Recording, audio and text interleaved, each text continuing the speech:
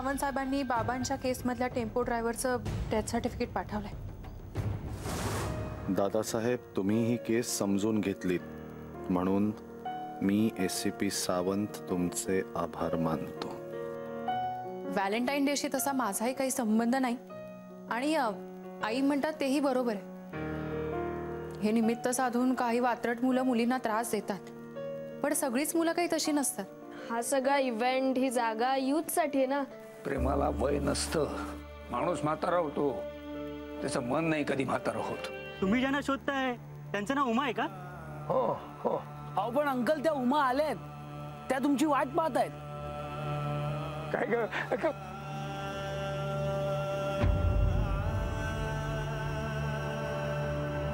थट्टा करताय माझी? उघडू का ग डोळे? अगं सरप्राईज काय ते तरी सांग प्लीज। उघडू प्लीज, प्लीज उघडू। हा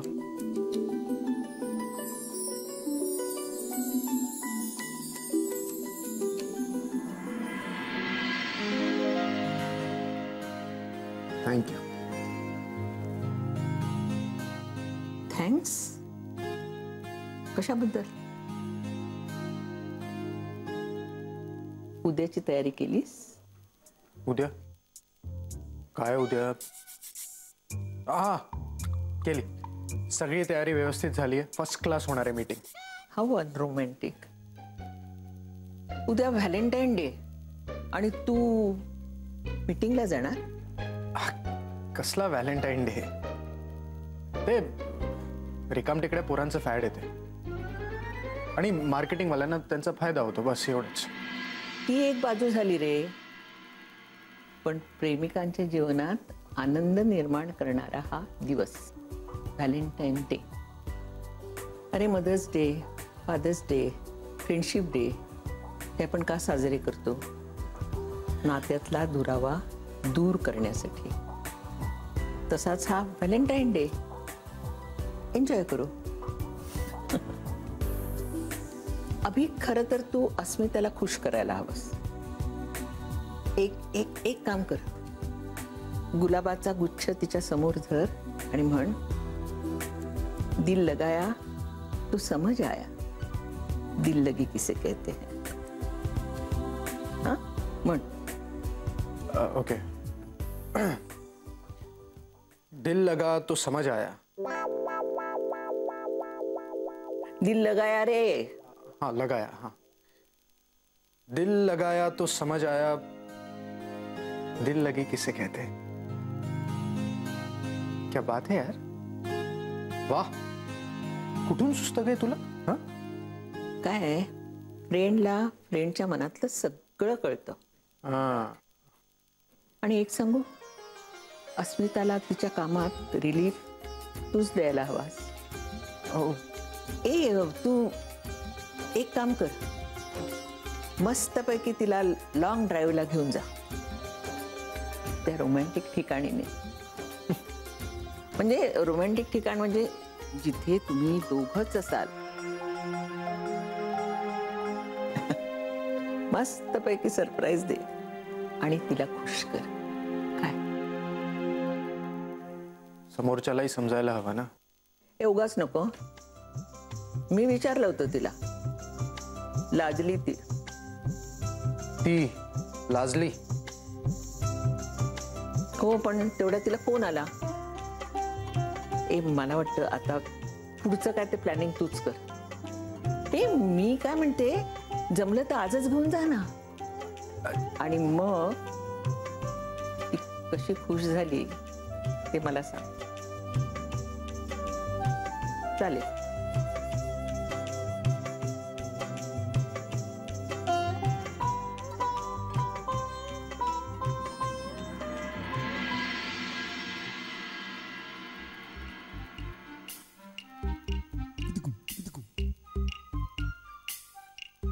केशव काका कुठे निघालायत? फुलं आणि एनवलप घेऊन? व्हॅलेंटाईन्स डे उद्या आहे, आज नाहीये। मला काय व्हॅलेंटाईन डेचं, माझे सगळे डे सारखेच। एकटा जीव सदा शिव। अच्छा, मग हे कुणासाठी आहे? हे पत्र कुरिअर करायचंय. आणि मग फुलं? विसरलोच बघा, आजीला द्यायचे पूजेसाठी. आजीसाठी होय, मला वाटलं की काय तुमच्या यु नो. काय वाटलं? अहो ताई, माझ्या वयाचा तरी विचार करा. कम ऑन केशव काका, age is just a number. तुम्हाला माहिती आता काय झालं? आता एक आजोबा त्यांच्या गर्लफ्रेंडसाठी गिफ्ट्स आणि कार्ड घेत होते. या वयात कसले हे चाळे? चाळे? हो, त्यांचं प्रेम आहे त्यांच्या गर्लफ्रेंडवर. ते काही असो, मला मात्र खूप काम आहेत. हे पत्र आजीला द्यायचे, ही फुलं कुरिअर करायची आहे. नाही, काहीतरी उलट झालंय माझं. सगळा गोंधळ झालाय माझा. सगळं तुमच्यामुळे. हे कोणाचं कोणाला काय माझंच मला कळत नाही. अरे हे बघ, मला यात काही इंटरेस्ट नाही आणि तुझा तर प्रश्नच येत नाही. पण आजीला वाटतंय की आपण व्हॅलेंटाईन्स डे सेलिब्रेट करावा. ती उद्या आपल्यावर लक्ष ठेवून असेल. आता तूच सांग काय करायचं. मी तरी काय सांगू, पण काहीतरी ठरवावं लागेलच आपल्याला. आजी, अभि, आपण रिसॉर्टवर जाऊया.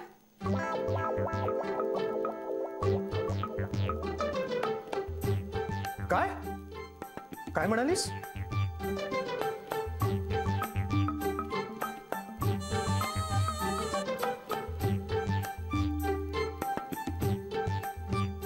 सांग ना अभि, कुठे जायचंय आपण?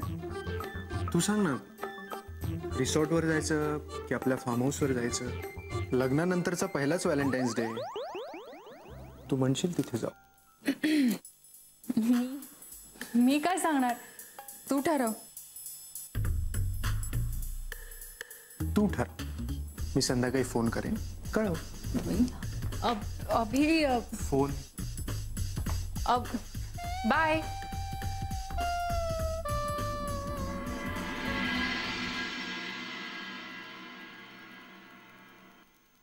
सेठ, कुठे आहात तुम्ही? बरं ऐक,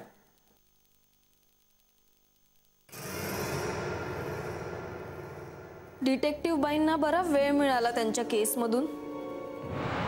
अस्मिता, व्हॅलेंटाईन डे एन्जॉय करायचा प्लॅन आहे तर तुझा.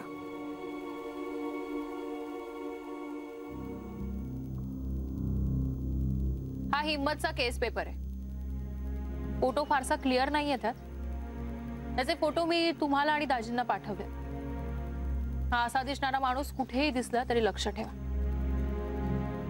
99.9% अशी शक्यता आहे की तो मेला आहे. पण माझ्या मनातला 0.1% मला स्वस्थ बसू देत नाहीये. ठीक आहे मॅम, मी राकेश समीर सगळ्यांना सांगून ठेवतो. आणि कुठलंही हातातलं काम सोडून याला शोधायची गरज नाही. फक्त तपास करताना हा चेहरा बॅक ऑफ द माइंड राहू दे. Yes madam. बरं, उद्या तुम्हा दोघांनाही सुट्टी आहे. तुम्हाला काही प्लॅन्स करायचे असतील तर तुम्ही करू शकता. वा, मस्त. सिद्धेश्वर, आपण नाटक पाहायला जाऊया. नाहीतरी मॅडम उद्या एक मिनिट थांब, मला बोलू दे ना. मॅडम प्लीज, मी तुम्हाला हात जोडून रिक्वेस्ट करतो, मला उद्याला तुम्ही वाटेल ते काम सांगा. म्हणजे लादी पुसायची आहे, झाडू मारायचा आहे, घरातली साफसफाई करायची आहे, वाटेल ते काम मी आनंदाने करेन. पण प्लीज मला मनाली बरोबर नाही जायचंय, कारण उद्याला व्हॅलेंटाईन्स डे आहे आणि तुम्हाला ही माहिती आहे ही कशी आहे. हीच सतत माझ्या मागे लागलेली असते. सिद्धेश्वर, मी तुझ्या मागे लागते. नाही तर काय, हे काय करतेस? आपण नाटकाला जाऊया. सिद्धेश्वर, आपण सिनेमाला जाऊया. काही बोलू नको. तुझ्या मागे आई येतील. सॉरी. ठेव. मनाली, मारू नको मला, मी मारीन.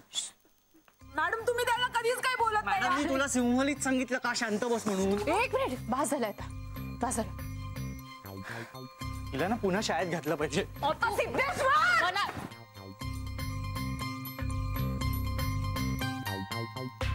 सिद्धेश्वर, सिद्धेश्वर, तू मनाली काय कुठल्या शाळेत घालायचं तुला? सिद्धेश्वर, एक मिनिट. मनाली, मला मारू नको. सेठ,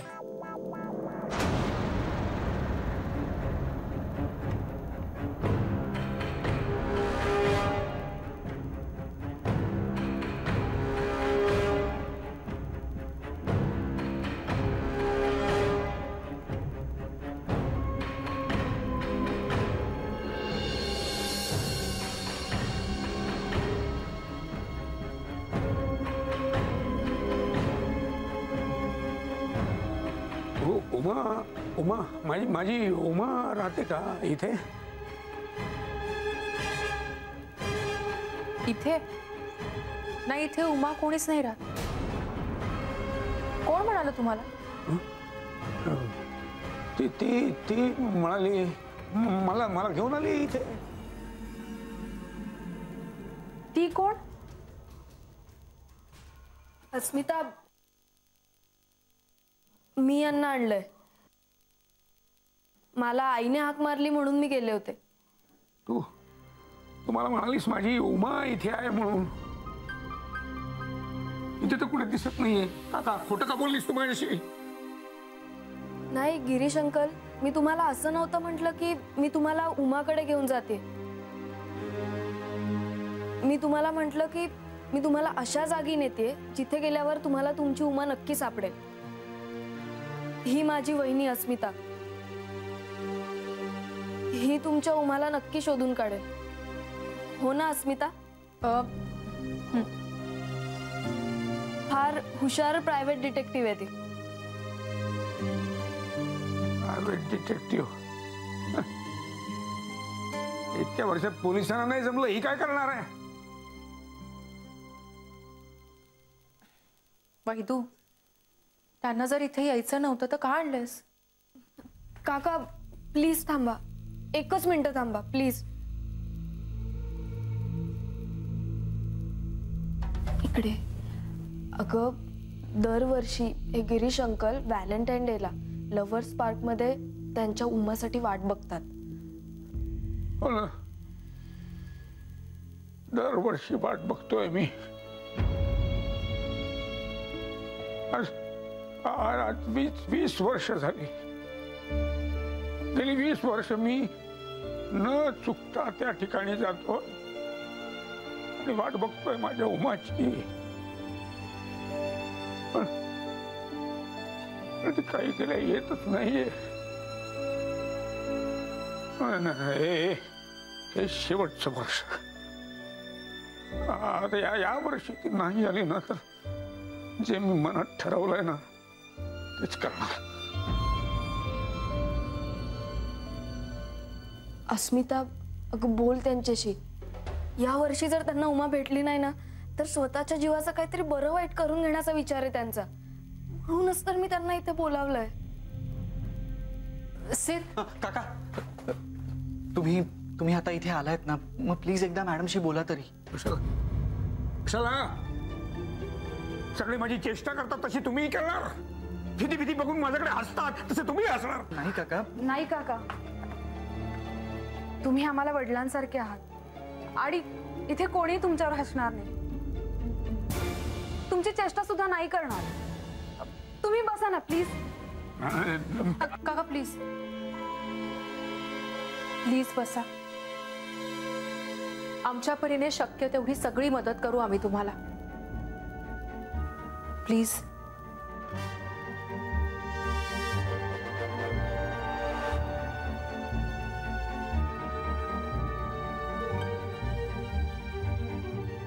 बसा.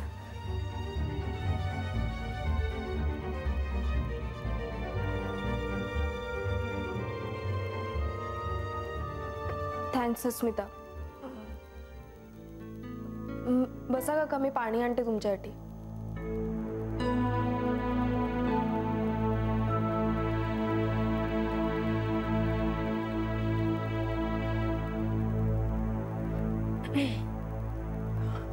उमा तुमची पत्नी का?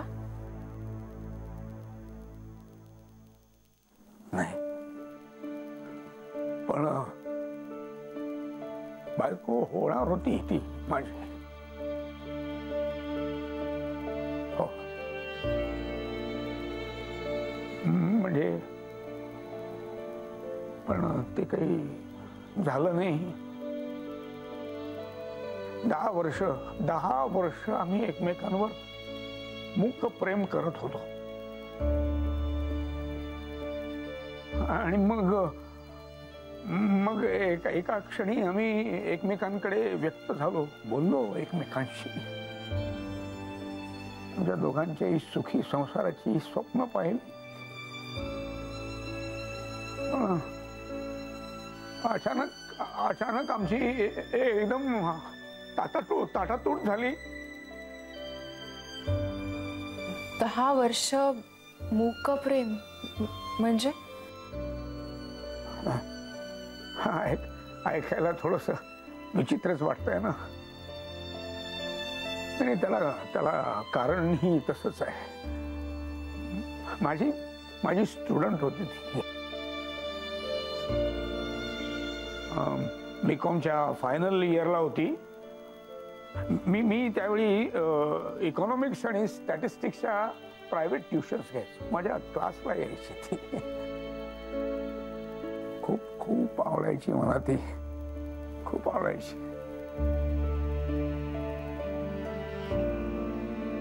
सर म्हणायची मला. सर म्हणायची? म्हणजे तुमच्यात एज डिफरन्स किती होता? 10 माझ्यापेक्षा 10 वर्षांनी लहान होती ती. म्हणूनच मला ना उगाच असा संकोच वाटायचा की मी म्हणजे व्यक्त कसा होऊ, तिच्याकडे हे बोलू कसं. मी वाटायचं कदाचित रागवेल आपल्यावर आणि क्लासला येणं बंदच केलं तिने तर मग.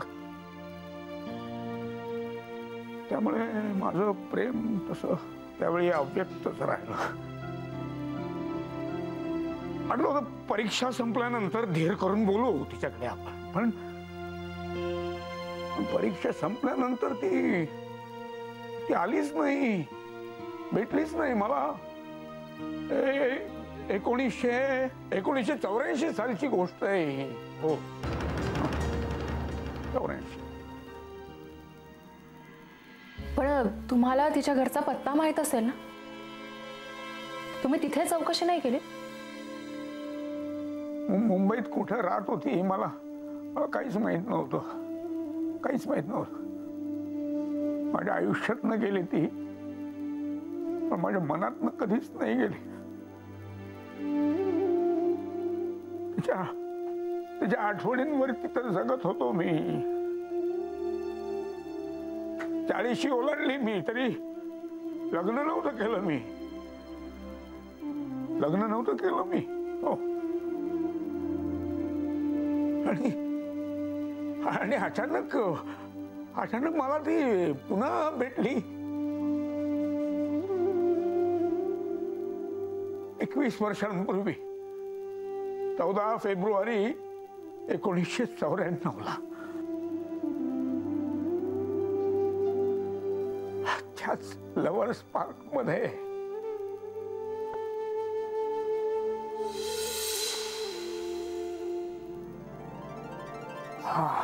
बापरे, 10 वर्ष. 10 वर्ष तू होतीस कुठे उमा?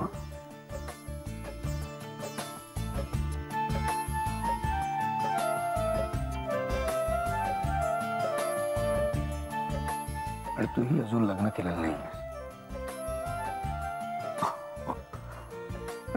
तुझं माझ्यावर प्रेम होतं तर मग तसं बोलली का नव्हतीस तू त्यावेळी? सर, आपलं गुरु शिष्याचं नातं होतं. खरंच मला भीती वाटली होती. मला असं वाटलं की मी हे सांगितलं तर तुम्ही रागवाल, क्लासमध्ये येऊ नको म्हणाल. एक्झॅक्टली. आणि माझ्याही मनात तशीच भीती होती. म्हटलं मी माझंही प्रेम तुझ्याकडे व्यक्त केलं आणि क्लासला यायची बंदच झालीस तू तर. म्हणून मी काही बोललो नाही त्यावेळी. अव्यक्तच राहिलं सगळं.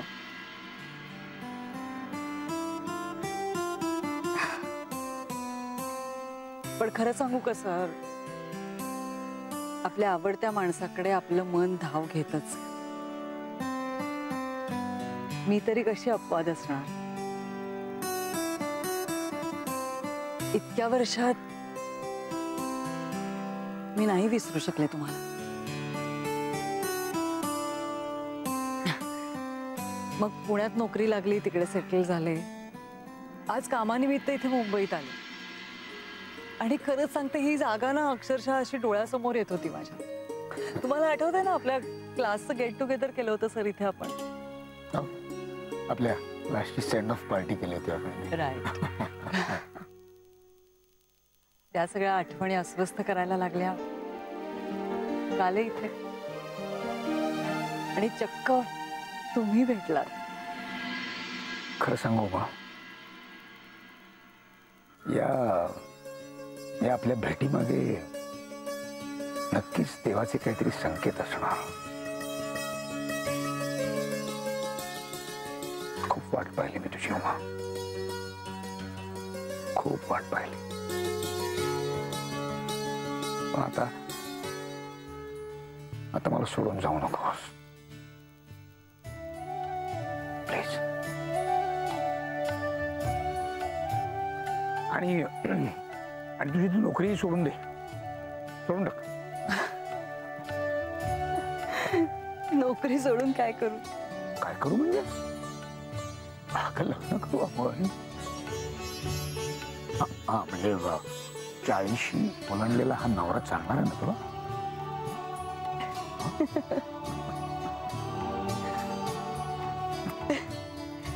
नाही म्हणजे मी पण आता काही विषयतली राहिलेली नाहीये सर. खरंच सांगतो उमा, तू अजूनही तशीच आहेस. तू अजूनही तशीच आहेस. खरं सांगतो सर. उमा बास ना आता, हे सर वीर बास झाला आता. गिरीश म्हण ना.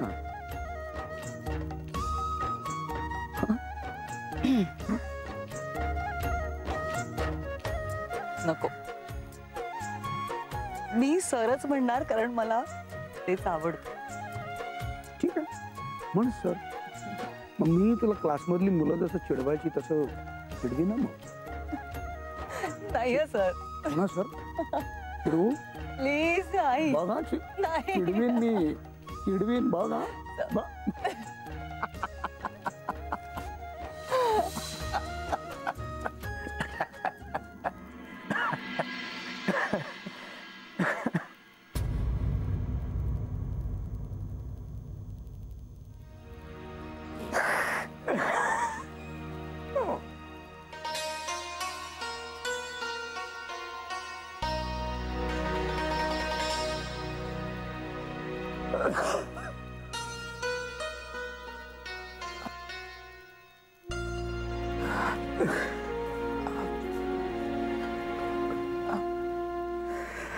काका,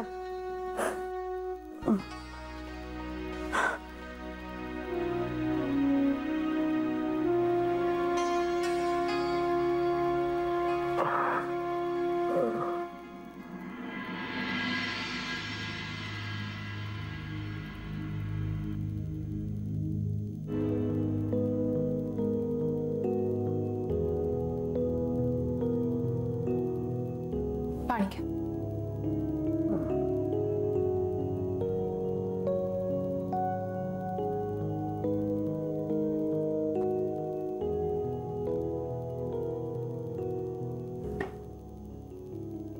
तुमचं लग्न ठरलं होतं ना, मग पुढे काय झालं? मी माझ्या थिसिसच्या कामासाठी औरंगाबादला गेलो. तिकडून परत आल्यावर आम्ही लग्न करणार होतो, पण अचानक निघून गेली. मी आपला वाटच पाहत राहिलो. कुठे गेली काय माहित नाही. तुम्ही फोन करायचा ना. फोन नंबर असता तर केला असता ना फोन. आमच्या दोघांकडेही एकमेकांचे नंबरच नव्हते. खूप वाट पाहिली मी तिची. दरम्यान मला तिच्याकडनं असं कळलं की तिची आजी आजारी पडल्यामुळे ती गावी निघून गेली होती. तिच्या आजीला बरं वाटलं की मग येईल परत. ती खूप वाट पाहिली मी, पण तिकडून सुद्धा आलीच नाही ती परत. मी आपला वाटच पाहत राहिलो. त्या ज्या गावी गेल्या होत्या तिथे जायचं होतं ना?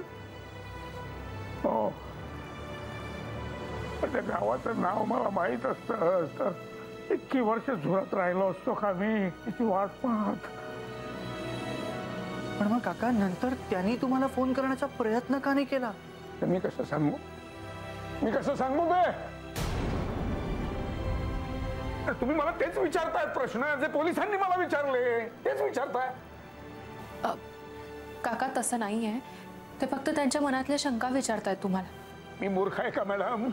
मूर्ख आहे मी? पण तिला शोधण्याखेरीज माझ्या हातात दुसरं काही उरलंच नव्हतं. मी एवढं सगळं होऊन मी कायम पोलीस स्टेशन मध्ये जातच राहिलो. त्या पोलिसांना हात जोडून विनंती करत राहिलो. ते हसायचे माझ्यावरती. मला म्हणायचे, अहो ती तुम्हाला कळवत नाही, याचा अर्थ ती कोणाचा तरी दुसऱ्याचा हात धरून पळून गेली असेल, गाठला असेल कोणीतरी दुसरा.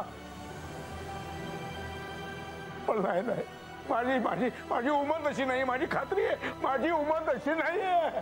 हो नको नको, जाऊ दे, हा विषयच नको.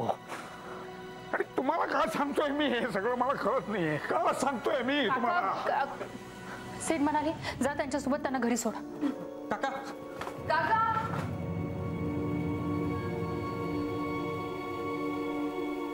अस्मिता प्लीज गिरीश अंकल साठी काहीतरी कर प्लीज.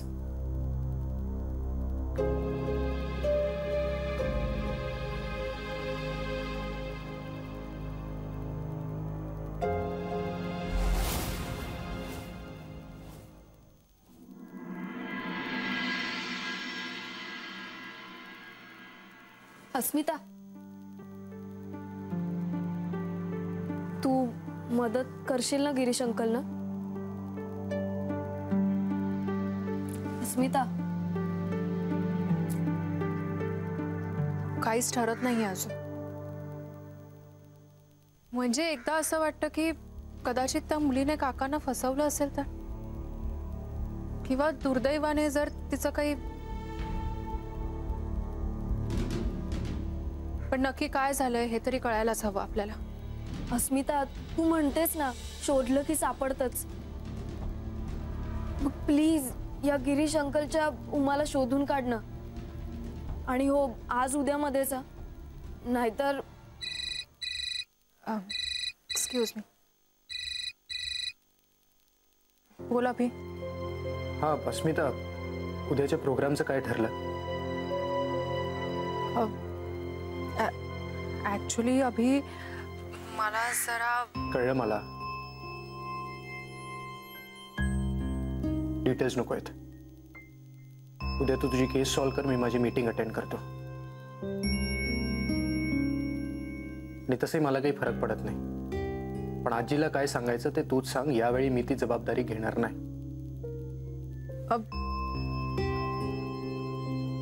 सॉरी अभि, रागावू नकोस तू.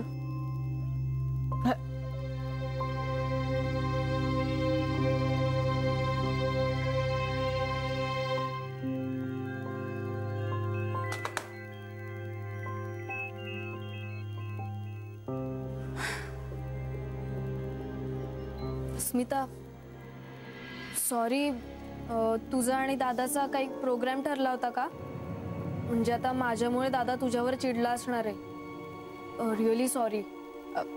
अगं इट्स ओके. तू नको वाईट वाटून घेऊस. अभिला मी समजावेन नंतर. आता पहिले मी गिरीश काकांकडे जाते. थँक्स अस्मिता, तू खरंच खूप चांगली आहेस. अगं थँक्स काय, उलट थँक्स तर मी तुला म्हणायला हवं. खरंच वैदू, तू. मी बोलते हा तुझ्याशी नंतर. बोल सेठ. मला हवं तसंच झालंय. हा गिरीश अंकल खरा कसा आहे ते मला कळलंय, पण तुला ते माहित नाहीये. वेडा येतो अगं, त्याची कोणी मैत्री नाही ना म्हणून हा बिचारा एकटाच दरवर्षी येतो. अगं खुळा आहे का तो?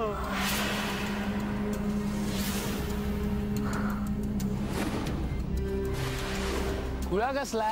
येडा बनून ना पेढा खातोय, दुसरं काही नाहीये. इथे बागेमध्ये पोरी येतात ना छान छान, त्यांना बघण्यासाठी ही सगळी नाटकं चालली आहेत, बाकी काही नाहीये. हॅलो रश्मी, हा ऐक ना ग, आता मी अस्मिताची इतकी मस्त जिरवलीये माहितीये. तिने एका विचित्र म्हाताऱ्याचं खरं मानून अभिदादा बरोबरचा प्लॅन कॅन्सल केला. म्हणजे व्हॅलेंटाईन डेच्या दिवशी अभिदादा तिच्यावर जाम चिडलेला असणार आहे. आणि ही अस्मिता त्या उमाला, म्हणजे जी अस्तित्वातच नाहीये, तिला शोधत फिरेल. तुमच्या उमाचा एकही फोटो नाहीये तुमच्याकडे?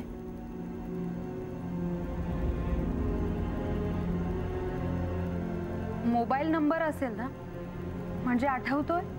तेव्हा मोबाईल नव्हतेच, फोन नंबरही नव्हता माझ्याकडे आणि तिच्याकडे सुद्धा. मला वैतागून मी घरी आलो तर माझ्या मागोमाग तुम्ही माझ्या घरी आलात मला त्रास द्यायला. काका सॉरी, पण आमच्या प्रश्नांची तुम्ही उत्तरं दिली तरच आम्ही तुम्हाला मदत करू शकू ना.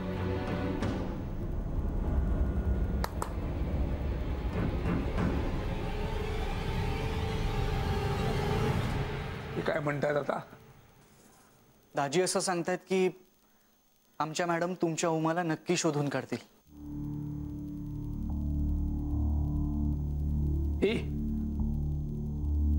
ही काय शोधणार माझ्या उमाला?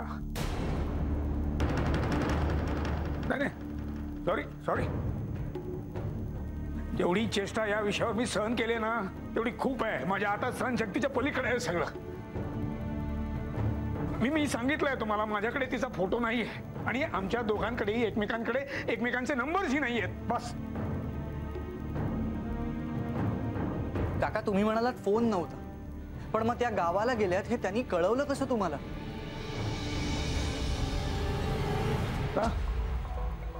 फोन हे काय एकच माध्यम आहे? हा हा, नाही बरोबर. तुम्ही आजकालच्या पिढीची मुलं, तुमच्यासाठी हेच बरोबर आहे. बरोबर. उमाचं पत्र आलं होतं मला.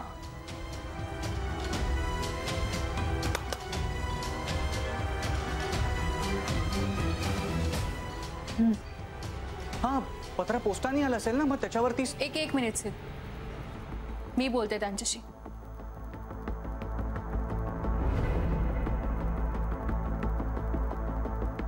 काका, तुमच्याकडे त्यांचं पत्र असेल ना अजूनही? दाखवता प्लीज. तुमचा अजूनही विश्वास नाहीये माझ्यावर? नाही काका, तसं नाहीये, पण पत्रावर पोस्टाचा स्टॅम्प असेल, त्यावरून आपल्याला गावाचं नाव कळू शकेल ना. प्लीज.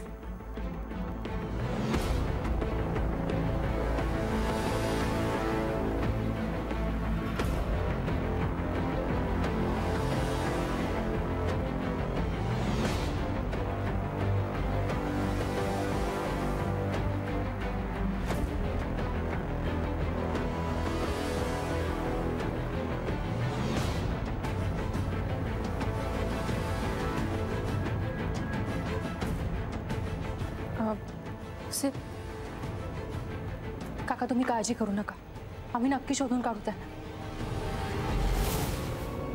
मॅडम हा स्टॅम्प इतका पुसट झालाय की पत्र नक्की कुठून आलंय तेच कळत नाहीये. तर मग हे कळलं असतं तर मी इतक्या वर्षात माझ्या उमाला शोधून नसतं का काढलं? काका, आम्ही तुमची मनस्थिती समजू शकतो, पण आम्ही आमच्या परीने पूर्ण प्रयत्न करू.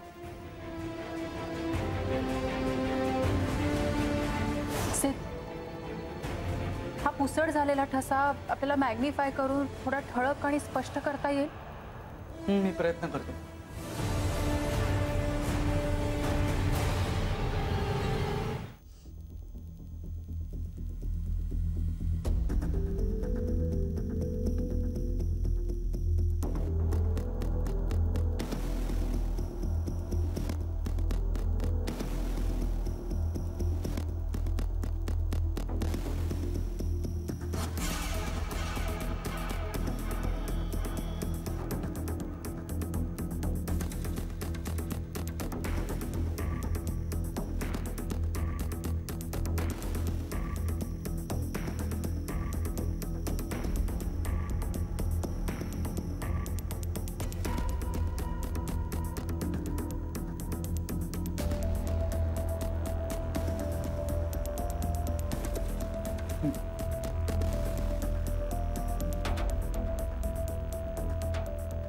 गावाच्या स्पेलिंग मधलं पहिलं अक्षर के. म्हणजे गावाचं नाव क या अक्षराने सुरू होतं. क. मॅडम इथे गॅप नंतर एम आणि बी पण आहे.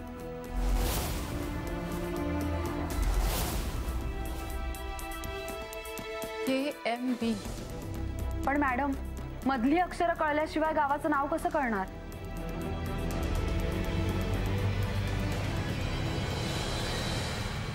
मनाली, अगं असं निराश नाही व्हायचं. कुलूप आहे म्हणजे किल्ली असणारच.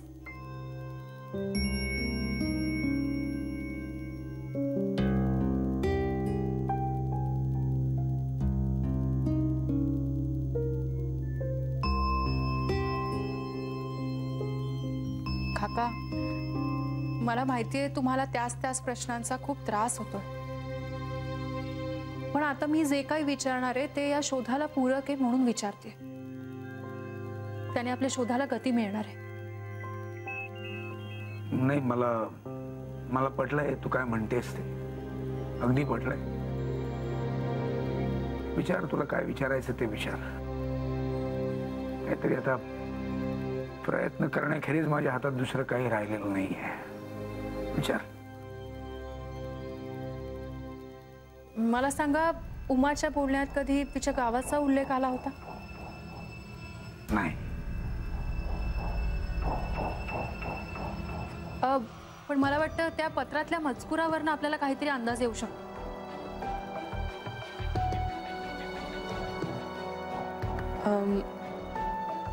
काका, ते पत्र मी वाचलं तर तुमची काही हरकत नाही ना? असं का विचारतेस तू अस्मिता? बजीचा चेहरा, पत्ता काही माहिती नाही. त्या माझ्या उमाला शोधण्यासाठी तू इतकं जीवाचं रान करतेस, धडपड करतेस. माझा पूर्ण विश्वास आहे तुझ्यावर. सॉरी, म्हणजे तुझ्या सहकार्यांवरती मी चिडलो. पण काय करू, माझी मनस्थितीच अशी आहे. I am sorry for that. हो म्हणाले.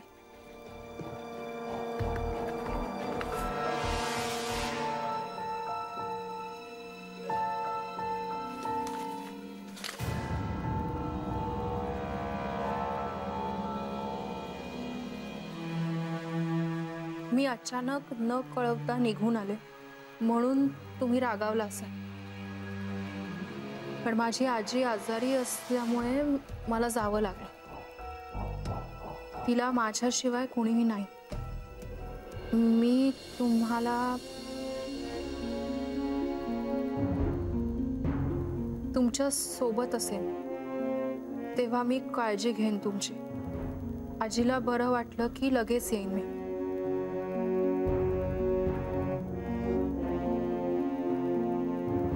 काहीही झालं तरी आपण पुन्हा भेटलो होतो त्या पार्कमध्ये 14 फेब्रुवारीला येईनच मी. फक्त तुमचीच उमा.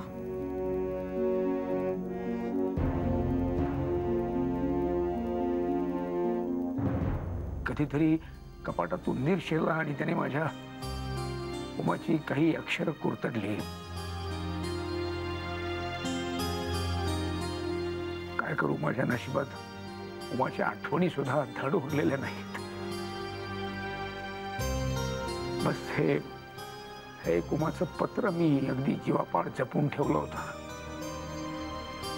त्याच्या व्यतिरिक्त माझ्याजवळ तिचं असं दुसरं काही नाही. वाईट गोष्ट म्हणजे या पत्रात कुठेही गावाचा उल्लेख नाहीये. पण वाईटातूनही चांगलं घडतं. ते म्हणजे असं की या पत्रावरून हे लक्षात येतंय की उमा फसवणाऱ्यातली मुलगी नव्हती. तिला तुमच्याजवळ परत यायचं होतं. थँक्यू व्हेरी मच अस्मिता. पटलं ना तुला? बस तुझा तरी माझ्यावर विश्वास बसला. Thank you so much. बरं काका, आता आम्ही येतो. तुम्ही आराम करा. काही वाटलंच तर मी लगेच फोन करून कळवेन तुम्हाला. पण माझा लँडलाईन नंबर. मी नंबर सेव्ह केलाय तुमचा. आणि हो, हे पत्र हे तुम्ही तुमच्या जवळच ठेवा. फक्त हे पाकिट मी घेऊन जाते सोबत. चला येते.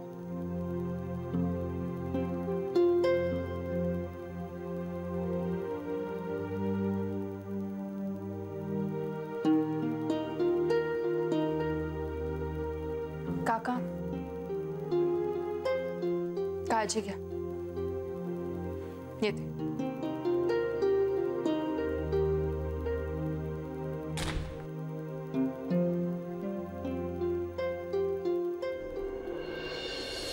चला मॅडम, उमा जर एवढ्या प्रामाणिक होत्या तर का नाही आल्या? याचा अर्थ त्यांच्या जीवाचं काही बरं वाईट. जर तिला काही झालं असेल तर मलाही जगायचं नाहीये, मी आधीच सांगून ठेवतो. काका प्लीज प्लीज तुम्ही पॉझिटिव्हली विचार करा. चांगला विचार केला की चांगलंच होतं. विश्वास आहे माझा यावर. बोलणं फार सोपं आहे. गेली 20 वर्ष जो माणूस त्याच्या प्रिय व्यक्तीची वाट बघतोय त्यालाच तू सांगतेस पॉझिटिव्हली विचार करा म्हणून. नाही नाही नाही, माझा संयम आता संपलेला आहे. मी फार प्रॅक्टिकली विचार करतोय आता. ती या जगात असून सुद्धा जर मला भेटत नसेल, भेटू शकत नसेल तर मला मला मला जगण्यात इंटरेस्ट नाहीये. ती जर या जगात नसेल, ती जिथे गेलेली आहे ना तिथे मला तिला भेटायला जायचंय. बस बस बस. उद्या शेवटचा दिवस. त्याच्या पलीकडे मी नाही वाट बघणार आता. काका प्लीज तुम्ही धीर सोडू नका. आम्ही रात्रीचा दिवस एक करू, पण त्यांच्याबद्दल सगळी माहिती काढू नका. वाटल्यास शक्य झालंच त्यांना इथे तुमच्या समोर घेऊन येऊ. पण इतकी वर्ष जी तपश्चर्या केली त्यावर असं पाणी सोडू नका. तुम्ही इतकी वर्ष वाट पाहिलीत ना त्यांची. अजून काही तास सांभाळा स्वतःला प्लीज सर. आज रात्रीच या गावाचं नाव कळेल आपल्याला. आपल्या हातात आता पत्र आहे त्यांचं. त्यामुळे उमा कुठे हेही लवकरच शोधून काढू. आम्ही प्रयत्नांची शिकस्त करू. फक्त तुम्ही साथ द्या आम्हाला. चला, आपल्याकडे फार वेळ नाहीये. येतो आम्ही.